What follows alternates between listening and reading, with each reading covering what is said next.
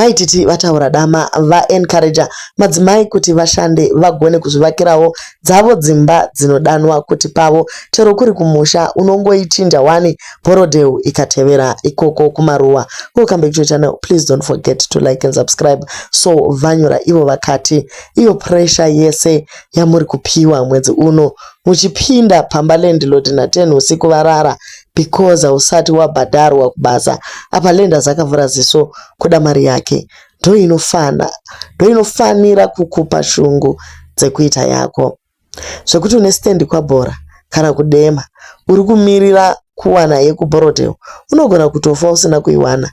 Siyapo unovaka 2 rooms yako and live peacefully. Zvekunzi kupi there is no peace which surpasses waking up without being woken up by someone.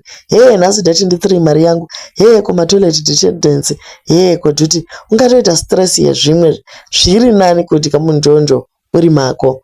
Kwete kuudzwa kuti gate rinokiwa na 6. Anywhere you are and any land you own, make it your home and all these stresses will be subtracted.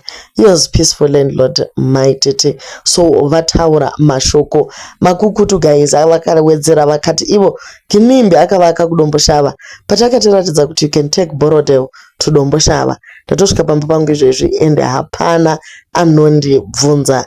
Cheers to us peaceful landlords. So mashoko makukutu aya guys, these are very wise words zvachose.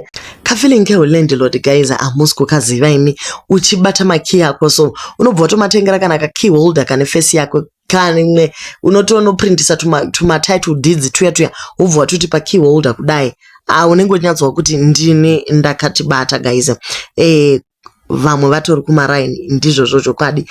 Indatosenga kabhegi ndiri kunoku kwasisi vangu ndiri kungotaurira pasi sezvamuri kuwa izvi ndichiedza kuti mazuva afambe.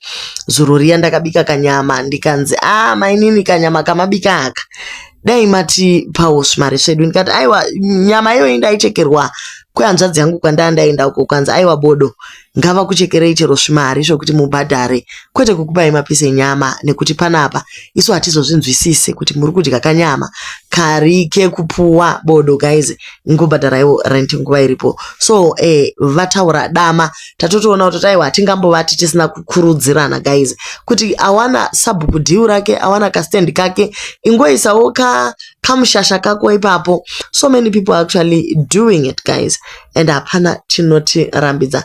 Ngatirambei takashinga tichishanda kwatiri kumabasa ikoko vari mumukuku tichingonaiwa tirimo asi mari takasungirira tichivaka kuZimbabwe zvakangotinakirawo naizvozvo. Titende guys. Good night.